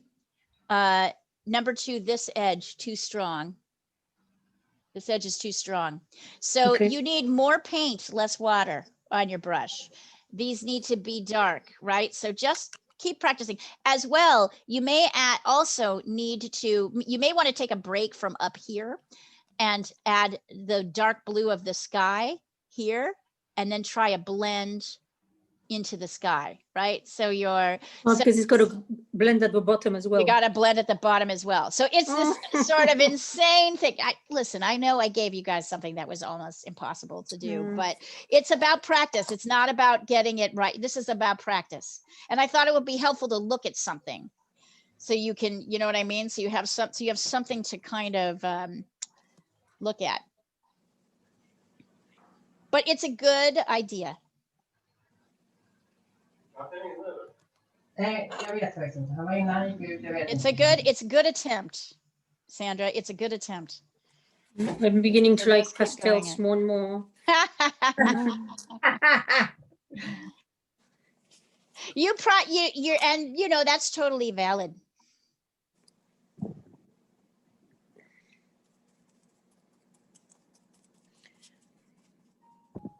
Leah, and if I were crazy enough to try to paint it with watercolor, how to start? Because I always have a problem with sky.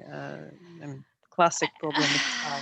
I mean, what I would do is start with the clouds and then bring the sky in around the edge of the clouds. I would not try to put the sky underneath the clouds like we did here. So just like always, it's playing with values, and you're going to want to, you know, I would kind of do this part last. I would do the darks in and keep this so that, because it'd be easy to make this too dark, these lights too dark. So I would start by just working around, you know. Yeah, it's a totally different thing. Yes, and honestly saying, it's popping out when we are trying to paint this cloud, and I'm still having my brush too wet as for watercolors, and it's really difficult for me to, you know, completely start thinking upside down. So yep, I know dark it. And then, I know it, but I'm glad you're doing it, and so is your mother. So just think, me and your mother are sitting here applauding you as you try. But yeah, try it in watercolor. Try it in watercolor too. Try it in watercolor too. But notice it's a very different experience, right? There are some values to actually working like this because you can correct a lot easier. I would find this to be a much harder thing to do in watercolor. Wouldn't be as easy for me. I mean, for me, it's terribly difficult to make a sky, because especially if it's not like a clear one. Yeah, so the clouds. The clouds are the nightmare, because. So that's why we're practicing them. Clouds are a nightmare. I mean, in watercolor, it's really nice when the colors float into one another in the sky. But with acrylic, it's harder. Yeah. It's just, or it's different. It's a whole different, I like to say it's a different technique. It's a different technique. You make us start with difficult things, Leah. Always. I know. Well, I thought it was, you know, yes, that's true. That's true. But now we're gonna, but then as you sort of push yourself, you find the other things are easier. But it can put you off. Well, don't let yourself be put off. This is just the way, this is the first, it has to be clouds, the first lesson, because, and soft transitions in the sky, because that's not something you guys know how to do. So but we don't know how to do anything. Right. So that's, but that's, if you can't do that, you can't really do anything else. Or if, let's put it this way, starting with this, you're going to start to see how the blend works in other subjects. Right. Yeah, I think that's a good start. There is a lot of similarities between clouds and trees. And I guess the good thing is that it doesn't take any drawing this. Nope. It's all about brushwork. So like I said, let it be okay. If you don't get it exactly right, you don't get it the way you want to. That's not the purpose of this exercise. The purpose of this exercise is to get you guys, think about all the things you did do. You learned about mixing. You all did great transitions from darker blue to lighter blue in your sky. You learn about, you're learning about a lot of things here. There's a lot of things that went well, Sandra. For you, Okay. your sky went well. For you, your blending went, your mixing of your colors went really nicely. So if they don't, you know, ultimately apply as well as you like, don't worry about it. There's a lot of things that went well. And we'll actually spend a minute to talk about that. I need to remember to do that because I think that's helpful. We're going to work for another, let me see. Natalia, starting to come along. I need like more bigger too. Like I don't have just these tiny ones. What, the tiny clouds? No. The colors. I need more color. Oh my God. Yeah, you need the more size tubes of paint. You need more tubes of paint. Yep. Yeah. Oh, there you go, Onyx. Starting to get there. Starting to get there. Now Just, push that I red. think- Push that just I red think that- up into that purple more. And I think that unfortunately the middle is wet, and that's why it's mixing. It's mixing with the blue from. So clean your brush. So this is how to address that. You have about 3 strokes with your light. Let me show you. You have about 3 strokes with your light into your dark, and then you have to clean your brush. Diana, look, yours. And then you have to load it again. You don't have much space. So if I want to do kind of dark to light, I have about 3 or 4 strokes with my brush before I have to go back and clean it. I'm cleaning it with water. I'm going back in. I'm loading it with more paint. Stroke, stroke, stroke, right? Then I'm going back and cleaning it with more paint. Now I'm adding a little bit more red because I want it a little bit more blue in this area. See? So I'm not doing too much with, if in my light area, I'm not doing more than 2 or 3 strokes with the light before I clean my brush and replace and start again. If I keep blending in, I'm going to bring too much blue into here. So that's the key. I have a question. Yeah. I feel like adding one more color, like purple, but maybe a bit, I don't know, pinkish, something like that. Well, I think what I was telling you, you mean right in here? Yeah. So what I was telling you, Natalia, is you're going to start with this is going to be wet and this is going to be wet. And then as you bring your orange up, you're going to add more of a cool red in there. See? Yeah. So so you're not going to add another color. You're going to add more of your mixed color. Okay. In there to darken so that as that goes in here, it blends more. There's almost like a third color here in between. So you've got light and then medium and then dark. So this has more red. Yep. But you're not adding another color. You're just adding more of the red that you used to create your purple. This is very fun. Cool. It's like really, it's like never-ending blending. It's never-ending blending. So yes. All right. Everybody who wants to, go ahead and send your pieces in. And you're also, Natalia, yes, you're going to need more blue paint so that you can make this bluer and kind of work on the edge down here too. So go ahead and send it wherever you're at. Take the next couple minutes to do that. I tell you what, send it in. I'm gonna say something nice about each piece because I know there's nice things. I'm gonna say something nice about each of these pieces. Ooh, Claudia, very nice. Whoops, my battery's running low. It doesn't look anything like the picture that you gave us. But the transitions are not. You're getting there. Hold on. You're getting there. You're not a professional painter, right? You're a beginner, and this is a good beginning attempt. Hold on.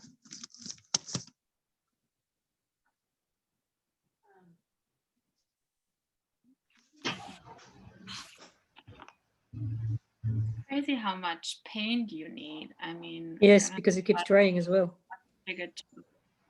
Yeah, I've got these little ones, but they're like, I mean, it's ridiculous. Same here. Yeah, I'm starting to understand why they are selling them in such a big tubes. Yes. Expensive. I mean, It gets expensive. It gets expensive. Okay. So Claudia, two things here. You always change the colors, and you have never had a problem with that before now. So don't worry about the colors changing so much. But I actually really love the way the lights are starting to go. I like the way your lights are starting to go into your darks. I feel like I have a nice glow happening with your lights. And now we're just working on that transition into your darks. You're gonna want to reshape this down here at the bottom. Here. You're gonna want to reshape this, right? This is just going too much like a straight line itself. So now we need to bring in more blues, but I really love these colors. So I guess what I was saying was you never do exactly what the picture is. You often change the color, you often change the shape. So don't worry so much about this not looking like this.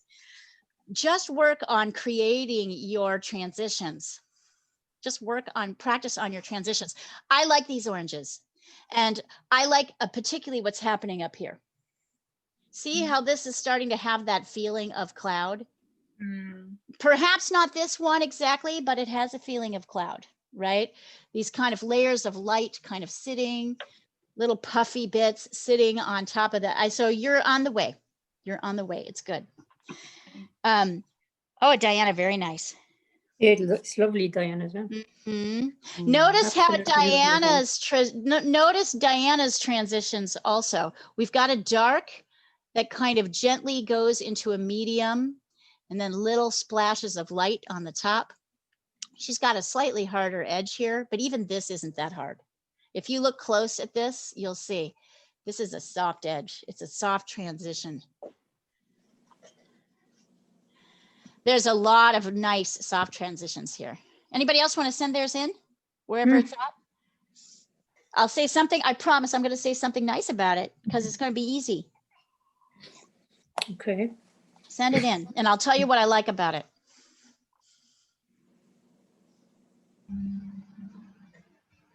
Oh, now it looks like a volcano. It's easy to lose your shape. Yeah, that's a constant thing. You're having to kind of go back. It's easy to paint too big. It's not so much the shape as the colors. I see, but I don't know, Sandra, I'm really liking this. I'm liking the base. So number one, I love your sky color, gorgeous. You're just gonna need to, and there's a lot going on here, right? So each of these edges is gonna need to be worked. That's all. I like this color. I like the transition that's happening here. And I can see how you're starting to get the transitions happening down here, right? On the edge. So it's just this thing, you're gonna find that with acrylic, you only have time to do maybe one or two clouds. You can't do everything.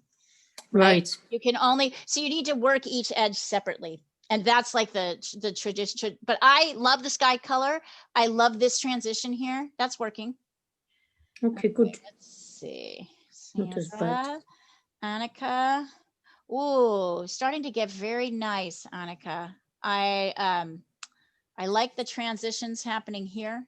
You're starting to get better, particularly up in here. These ranges are starting to look like better transitions. Love the transition happening between here and here. So nice work. Just keep working on those transitions. This is starting to look very dramatic, really nice. Needy, you have too much blue in here. Too much blue in these clouds. So in the orange part of these clouds. So you need to wait until this dries and then start by applying towards the bottom a light layer that doesn't have blue in it. So you want to start like here, right? With your light orange. Okay. And then you're only going to blend at the edge. You're not going to blend the blue all the way down here. So So you just need to work on protecting, really working only your edge. So let me just quickly mix a blue here to show you what I mean by that. So, right. I'm not doing this. I'm not doing that, right? That I lose my blue. I'm only taking my light up here, right at the edge. I'm kind of leaving this area light. And then after I do about 3 strokes, I'm cleaning my brush off and I'm loading it again with light. Right? So I'm not dragging that blue all the way down into here. That's what's giving you that sort of, that's what's giving you that, that's what's helping you lose your vibrance in the clouds down here. So try again. It's a back and forth of light and dark, right? Light and dark areas. Nice, by the way, very nice blending at the beginning of the lesson. Okay, Emma. Is that Oscar or is that, oh no, this is Emma's. Okay, so Emma, what's happening here? I feel like you don't have. It's a disaster. All right. You lost your you just lost your purples. Let me look here again. Hold on, give me a second. Yeah, so you lost your darks. You just lost them. You have no darks. So you have to wait until the darks come back, until the thing dries, and then you have to go back in. And so while Needy let too much blue come down into her orange, you let too much orange go up into your blue. Can you see that? So there's no transition. So where you need to work and where you need, it's easy to kind of blend outside. I'm showing you again, I'm darkening here, and then I'm bringing I'm only really focusing on the blend right in here, right here at the edge. I'm not pulling that down. I'm not pulling that down. I'm not pulling it up too much either. This is what you did. Too much of this. See, that's what you did. I can see it. You went all the way up here. You lost your blue. That's too much. So you want to just really work where the edges of where one thing meets another. By the way, Leah, you know how you mixed more blue, so I just did that, but now it's a completely different blue. Well, yeah. I must say, I don't like that about acrylic. Yeah, it's kind of a pain about acrylic. Oh, Ani, that's coming along really nicely. Coming along. You're getting there. I'm really starting to like those colors. I'm starting to I like this shift happening. I like this. This is really working. Just keep working those edges. Just keep blending those edges. Don't worry, you guys, about this. I'm going to pull off the spotlight and I want us to all, I'm going to go to gallery view. I want you to tell me, starting with Anik, one thing that you learned in this lesson that you're really happy about. What is something that you did well? The violet. Mm-hmm. The mixing. Beautiful mixing. I like this one. And then what do you think you can work on? Mindset, honestly saying. I'm still like, when I'm painting, I'm just switching to watercolor in my brain. And it's, so the this blending. Is something difficult. The blending probably. Even more the basically keeping the brush dry. Right, keeping the brush dry. Okay, good. Interesting. That's a good way of, I like us to identify what it is, like what's the thing that's the hardest to do. That's right, because watercolor, there's this kind of soft, edgy blend that just happens naturally, whereas acrylic, you got to make it happen. Yep, you got to make it happen. Annika, tell me, what is something that you did well in this lesson that you're happy with? Nothing. No, you can't say that. You're not allowed. I'm sorry. I did like I like some of the color mixing that I did, and I also like some of the things I understood after a while that I did wrong, and I understand that I understand that I can go back and change things, and I can't be impatient. Well done. What do you think you want to work on? What are the things that you want to work on? My brush strokes mostly. I'm trying to brush strokes. Yeah, the blending. The blending. And you have a very distinctive style with your brush, Annika. So you're not ever going to lose that. That's not what I'm telling you. But I'm encouraging you to push it. Yeah. Very nice. I agree. I think you did a lot of things right. See, when you think about it, you do a lot of things right. Claudia, what do you think you did right in this lesson? What are you happy with? Well, actually, I'm really happy I didn't give up because there was a moment. Yeah! Me too. Yeah, I got into the blending a little more. A little bit. Yeah. And I like your color mixing too, I would say. So, right. So now we just have to practice the color mixing and the blending, right? We just need to keep practicing this blending. Sandra, what do you think you did right? I can tell you if you don't know, but I want you to identify what you did right. I don't really know because I like working with the colors and I like blending the colors. The problem is I can never seem to blend the same one twice. Yeah, that's just... obviously the brush stroke and the blending of the edges, that's really hard. So I agree. I think your colors are gorgeous. I love the colors of your sky. I love actually all of the colors that you mixed. It's just getting them to blend. That's the tricky part. So I'd say the mixing, you really have it. But except it's difficult to, you mix again and it's completely different. Well, yeah, you got to learn to be continually able to adjust, right? Like, yeah, and it's not the goal to get exactly the same color every time. It's yeah, just the that, nice thing about acrylic is you can kind of cover up with your new color.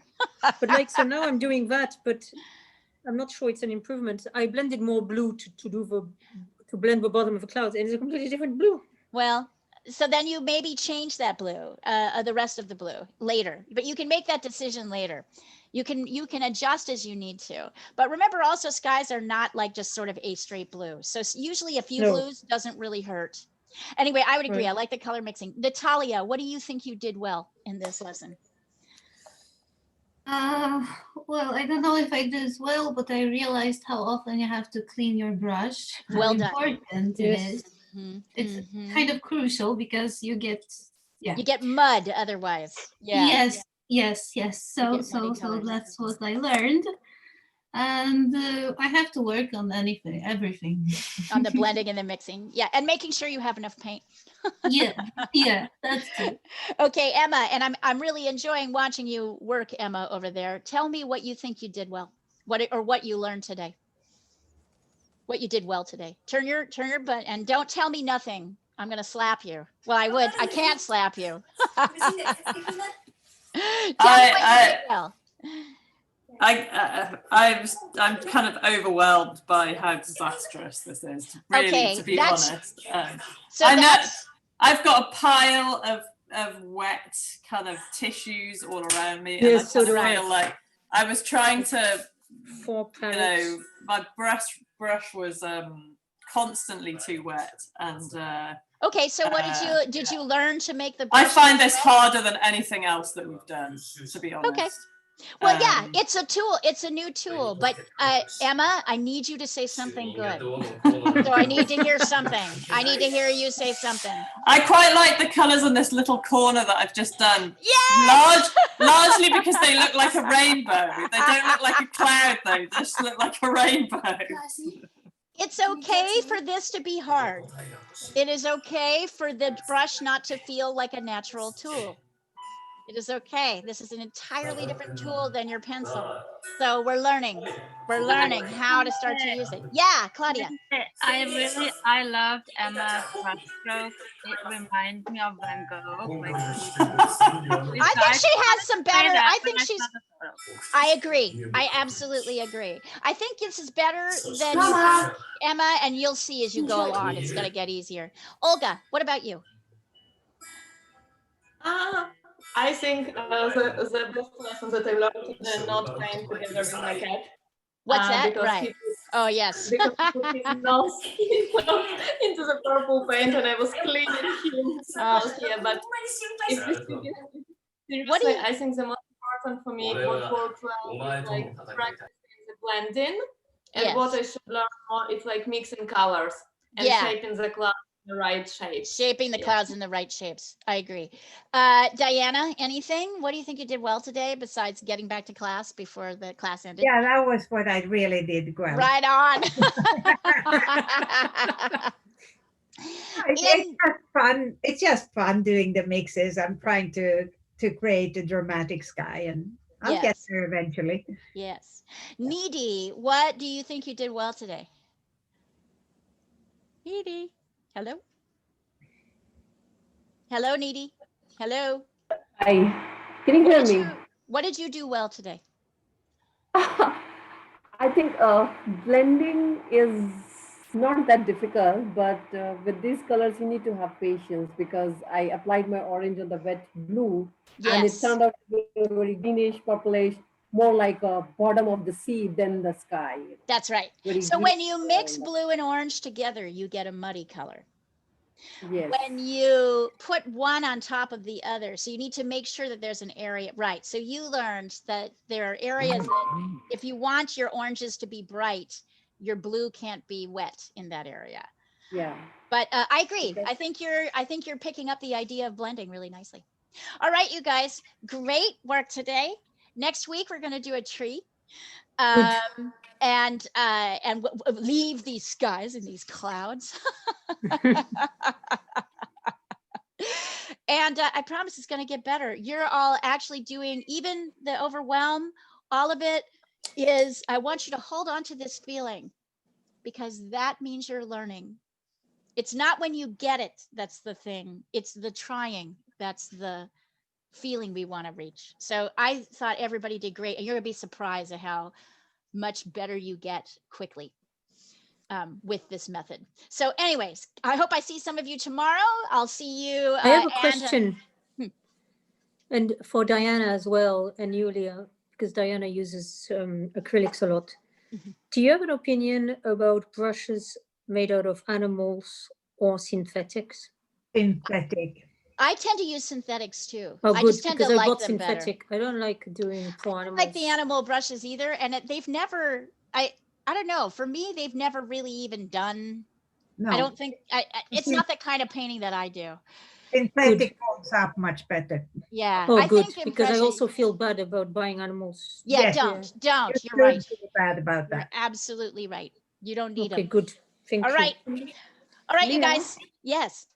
Yeah, tomorrow's class for India timing. What will be the timing for us? I sent out an email with a. It's an hour later, right? I sent out, no, I just sent it out an hour an and a half email later? with all that information. There's a PDF. You need to get it from Anuja. She's got it. It's also on the Roaming Studio at the art portal, so you can find it there. So it's a one-pager that you can print out, and it shows you what time everything starts at every class. If I tried to tell you, I couldn't remember. I'm going to try to be there Sunday. Yeah. So anyway, if you don't have it, I'll see if I can email it to you, but you should also be getting that from your coordinator. Anuja might have sent it to me. I haven't looked at it. Yeah. So take a look. Okay. All right, you guys. Actually, I've got it open now. Shall I tell you? No, I want you to send it to her instead. 11 p.m. Okay. Anyway, we'll see you guys later. Take care, everybody. Good job. Bye.